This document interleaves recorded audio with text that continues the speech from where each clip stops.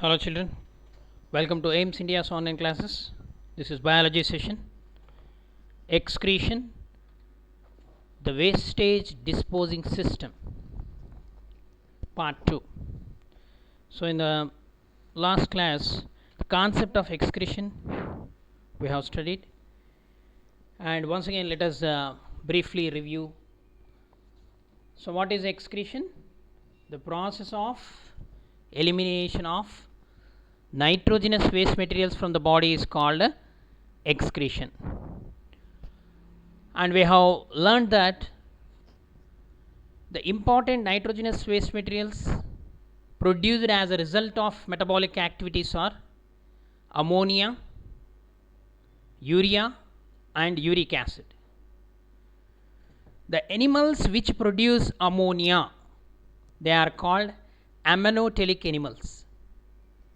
Example, aquatic animals like fishes, ammonotelic animals which excrete ammonia as the main nitrogenous waste materials, and the animals which excrete urea as the main excretory material, they are called ureotelic animals.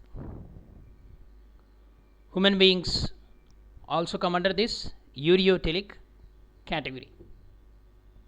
Frog is a ureotelic, whereas its larva tadpole is a ammonotelic. Okay. Next, the animals which excrete uric acid as the main excretory material, they are called uricotelic animals. Uricotelic animals. Example, insects, reptiles and birds, they are called uricotelic animals. So the phenomenon in which these materials excreted, that is ammonia, when it is excreted, it is called ammonotelism. If urea is excreted, ureotelism. If uric acid is excreted, uricotelism. Okay. So like that, the animals are classified based on excretion into ammonotelic, ureotelic and uricotelic. So we also completed one activity, that is studying the structure of kidney. So in the today's class we are going to discuss more about the structure of kidney. Are you ready children? Let us proceed. The yesterday's lab activity. What is the shape of the kidney? The shape of the kidney is bean seed shape. What is the color of the kidney? The color of kidney is reddish brown in color. Do you find any attachments on the upper portion of the kidney? Yes, there is a adrenal gland which is attached to the upper portion of the kidney. Is the internal structure similar to the figure given beside? Yes. What is the color of the outer part of longitudinal section of kidney? It is somewhat light red in color. In the LS of kidney, where do you find the dark color portion? We find the dark color portion in the inner medulla region of the kidney. Outer cortex, inner medulla. How many tubes are coming out from kidney fissure? Okay, there are 3 main tubes, 2 blood vessels and 1 ureter. Okay. So this is the internal view. So this is already completed yesterday. Let us proceed. The human kidneys. So now let us know the structure of a human excretory system and its functions. In human being, there are a pair of bean shaped reddish brown structures in the abdominal cavity attached to dorsal body wall. one on either side of the backbone. This is the exact position where the kidneys are located, in the abdominal cavity attached to the dorsal body wall, one on either side of the backbone. See the location of kidney. So this is the dorsal side of the body, dorsal body wall. They are attached to exactly on either side of the backbone in the abdominal cavity. The right kidney is placed slightly lower than the left kidney. The right kidney is slightly lower than the left kidney. You see here. Think why it is so? Because in order to maintain the what do you call homeostasis. Homeostasis means balance in the body, certain organs. So one of the part is large in size, one of its part is small in size. Okay, one is placed slightly towards the downside, one is placed towards the upside. In the 9th class also you have studied about the areolar tissue, the tissue which helps or which held the organs in position. Okay, connective tissue. The size of the kidney is 10 centimeter in length, 5 to 6 centimeter in breadth, and 4 centimeter in thickness. Okay, what is the size of the kidney? 10 centimeter length, 5 to 6 centimeter breadth, and 4 centimeter in thickness. Each kidney is convex on the outer side and concave on the inner side.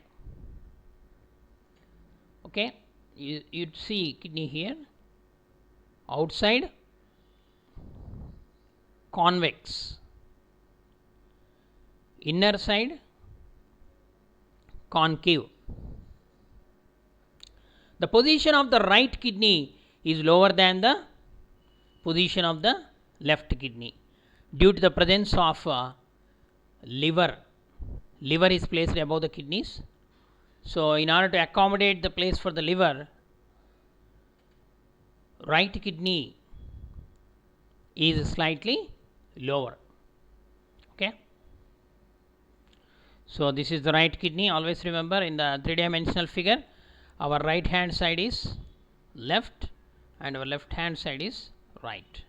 Okay, next. So this is the position of the kidneys, and here it is our excretory system consisting of a pair of kidneys, a pair of ureters, a urinary bladder, and a urethra. The kidneys are invaded by two important blood vessels. They are renal artery and renal vein. Renal artery and renal vein. So this is on the above the kidney. There is the adrenal gland is placed like this. Okay, it has no role in the process of the excretion. Of course, the hormones produced by this gland also influence the process of excretion to some extent, not totally. Next, the inner side of each kidney has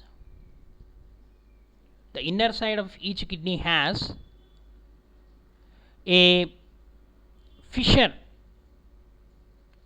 or it is also called hilus, for the entry of the renal artery and exit of the renal vein and an ureter. Okay, in the beginning only we have studied there are three tubes are coming out from the fissure or the hilus of the kidney.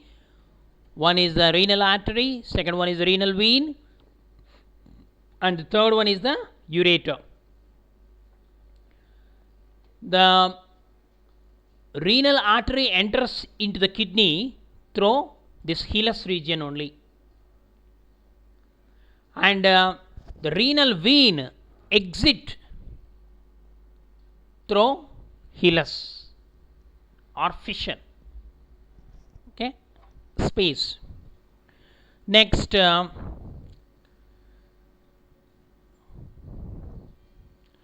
already we have studied this in the activity. The inner side of the kidney has a fissure or hilus for the entry of renal artery, for the exit of renal vein and an ureter.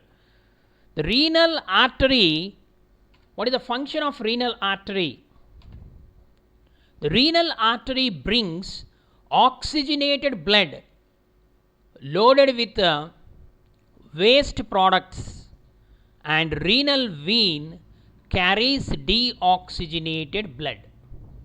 Okay, the function of renal artery, this is the renal artery which is red in color, mentioned in the diagram, shown in the diagram. The renal artery, dorsal aorta itself enters the kidney as renal artery.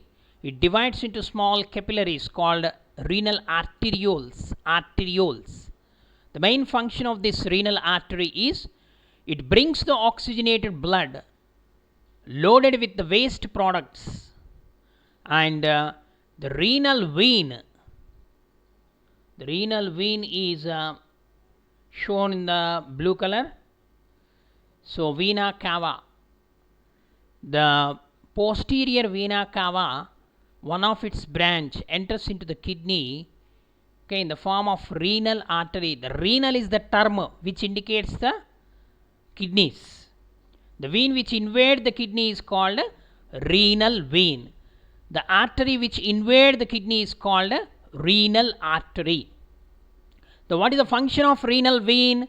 Renal vein carries deoxygenated blood. It carries deoxygenated blood. So the waste products which are generated in the various organs of the body, they are filtered and removed by the kidneys. This is the main function of a kidney. So if anybody asks where the blood is filtered in our body, means it is the kidney. Where the blood is purified means kidney. Where is the blood oxygenated means lungs. Okay, so it is the excretory system where the filtration of the impure blood takes place. Okay, it is the most or an important or vital organ in the body. Kidneys are the vital organs in the body. They maintain osmotic balance. What are the two main functions? One is they maintain the osmotic balance or osmoregulation, and the another important function is eliminate the nitrogenous waste materials in the form of urine. Let us proceed. Now, in order to understand the exact function of the kidneys, we need to study the internal structure of kidneys. Now, externally there are two kidneys are there. They are connected with the tubes called ureters, and they open into a bag-like structure called urethra, and which opens outside. Okay, urinary bladder, and it opens outside through urethra. This is the general structure. But in order to understand the function, we should focus on the internal structure of a kidney. So let us observe in order to study the internal structure, we need to take the longitudinal section of kidney, or let us observe the LS of kidney to know more about the internal structure. The LS of kidney shows two distinct regions. One is a dark colored outer zone called the cortex, and the pale inner zone called medulla. Okay, outer cortex, it is bright colored, dark colored, and which is pinkish or very reddish in color. Okay, inner medulla is somewhat brownish in color. So that's why we can say the kidneys are reddish brown in color. Okay, each kidney is made up of Here approximate figure is given. Approximately more than 1 million, 1.3 to 1.8 million microscopic and thin tubular functional units. They are called uriniferous tubules, or simply we can call it as nephrons. Uriniferous tubules or nephrons. Okay. So each kidney is made up of more than 1 million microscopic and thin tubular structural and functional units. They are called nephrons or uriniferous tubules. Uriniferous tubules. Okay, this is the internal structure. So here outer calyx is very thick. This is the calyx region, which is convex, and inner medulla is concave, it's pale in color. And so each kidney, it is made up of several more than 1 million of functional units. They are called nephrons. The structure of nephron, this is a very important part. We enter into the key part of the functioning, the structure and functional units, nephrons. So each nephron has basically two parts. One is the Malpighian body, and the other is renal tubule or Malpighian capsule and renal tubule. Okay. Malpighian body, it consists of a blind cup shaped border end of nephron, which is called Bowman's capsule, and a bunch of fine blood vessels or fine small blood capillaries. They together form glomerulus. Okay. The Malpighian body consisting of a blind cup shaped broader end of nephron, which is called Bowman's capsule, and a bunch of fine blood capillaries united together to form a glomerulus. The Bowman's capsule and glomerulus, they together form Malpighian capsule, or it is also called renal capsule. Okay, first we are saying Malpighian body. Now we are calling it as a Malpighian capsule or renal capsule. So glomerulus, the glomerulus develops develops from efferent arteriole. So the renal artery is divided into afferent and efferent arterioles. So the efferent arteriole means the arteriole which is entering into the kidney. Incoming arteriole is called as afferent, AFF. There is a difference between AFF and EFF. Okay, EFF means outgoing. Okay, the glomerulus develops from the afferent arteriole. It gives rise to an efferent arteriole. Okay, again it gives rise to an efferent arteriole. So think why the diameter of efferent arteriole is less than that of the afferent arteriole, because of the narrower outlet, means efferent arteriole, the pressure exerts in the glomerulus. Okay, the pressure exerted in the glomerulus. So this pressure is required. It functions as a filtration unit. Okay. So in afferent arteriole, it gives rise to an efferent arteriole. So because of the narrower outlet of the efferent arteriole, the pressure exerts in the glomerulus. So this pressure, okay, blood pressure only, more pressure, it functions as a a filtration unit. It functions as a filtration unit.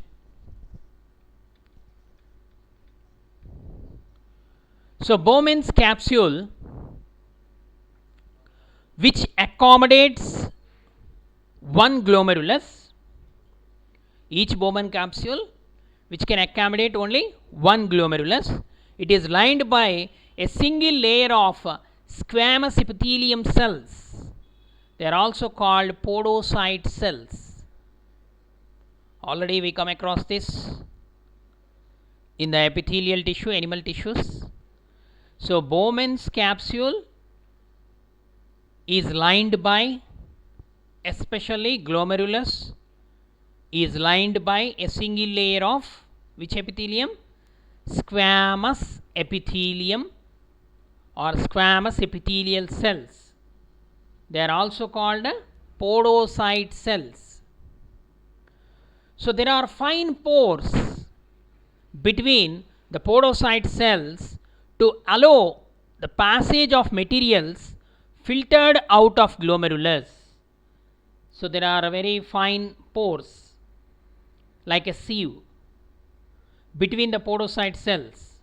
So that will help in the passage of materials, and which acts like a filter bed. Okay, the materials are filtered out of glomerulus from that. Now you see here, so this is the internal structure of kidney and this is the structure of nephron. Okay, the nephron divided into mainly the Malpighian body and renal tubule. It is divided into two parts. What are they? Malpighian body, and remaining tube-like structure, entire tube-like structure, it is called as renal tubule. So in the Malpighian body, glomerulus is formed. Okay, so this cup-like structure, it is called as a Bowman's capsule. So the artery which is entering into the nephron, it is called efferent. Renal artery is divided into minute capillaries. They are called efferent arteriole and efferent arteriole. The efferent arteriole, it enters into the nephron and comes out in the form of efferent arteriole. Okay, it's fine capillaries which form a network of capillaries and which form glomerulus. Glomerulus is formed by efferent arteriole. Okay, then there is this is lined by the Bowman's capsular glomerulus is lined by an epithelium which is called as squamous epithelium. This squamous epithelium will form special cells. They are also called the podocyte cells. There is a gap or spores which are present in this in between these podocyte cells, which allow the passage of materials and help in the filtration. Okay, the filtrate which is formed here, it is called as glomerular filtrate. Once again we will discuss the formation of urine, mechanism of nephron. Now try to understand the structure of nephron. Okay, the tubular portion is divided into different tubules. The first convoluted tubule, or it is also called as proximal convoluted tubule. The second convoluted tubule, it is also called the distal convoluted tubule, which opens into the collecting duct. Okay, this Bowman's capsule opens into the loop of Henle.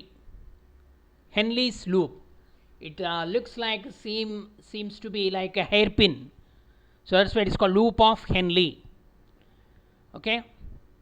So this efferent arteriole will form the capillary network, and so every nephron, each nephron, there are how many nephrons are there? More than 1 million nephron, 1.3 to 1.8 million nephrons are present in each kidney. There are 2 kidneys are there. Okay, so these nephrons, the tubular portion finally ended with or opens into pelvis. Pelvis means the fissure. So that from that nephrons opens into directly ureters, okay, where from the urine is collected and opens into the urinary bladder and the exit out through urethra. Okay, so this is the kidney. So each kidney is made up of this if you take the internal structure, two parts, outer cortex which is thick reddish in color and inner medulla which is pale reddish in color, reddish brown in color. Next there is renal artery and renal veins. So these lines which are very microscopic, which are not visible, they are called the nephron. Each nephron, if you see, this is the ultra microscopic structure of a nephron. Okay,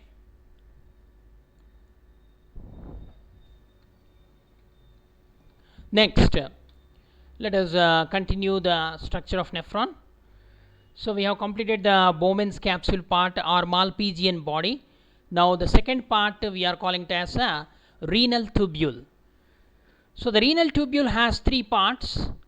The first are proximal convoluted tubule, we come across in short form PCT, proximal convoluted tubule, and the second part that is called as loop of Henle. The proximal convoluted tubule is connected to distal convoluted tubule with the help of this hairpin like structure. It is called a loop of Henle. And the third part that is which is this loop of Henle is U-shaped, and the second convoluted tubule or distal convoluted tubule. Distal convoluted tubule. Okay, the proximal convoluted tubule and distal convoluted tubule, they are connected to each other by loop of Henle. Okay, the distal convoluted tubule opens into a duct called collecting duct. Okay, after the completion of the filtration, this nephron or the distal convoluted tubule opens into this collecting duct. The collecting tubule form pyramids and calyces which open into the pelvis. So once again go back to the structure. Here see, these are the renal pyramids. These renal pyramids, all the nephrons opens into these pyramids. Okay, renal calyces they are also called, because just like the calyx means petals, the petals of the flower, they are arranged like this. See, they are nearly 5 to 6. These renal calyces are present. Okay, the shape is like a pyramid, renal pyramids they are also called. So each nephron they opens into this pelvis. Okay, this is the portion. The pelvis opens into hilus. From the hilus, the ureter will continue. Okay, so let us continue. All the parts of the renal tubule are covered by a network of peritubular around the tube. Capillaries are formed from efferent arteriole. See, this is the efferent arteriole. Okay, the peritubular capillaries join to form renal venule, which joins the other venules to form finally the renal vein. Okay, they form the renal vein. So renal vein is not mentioned in this figure. Okay,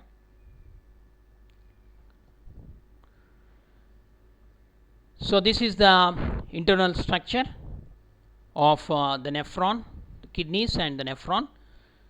And why the nephron is considered to be the structural and functional unit of the kidney? So let us end the today's class with this question. Because the filtration takes place in the nephrons of the kidneys, that's why they are called the structural and functional units of the kidneys. Okay children, thank you for watching our video. Please subscribe our channel and press the bell icon for receiving latest updates.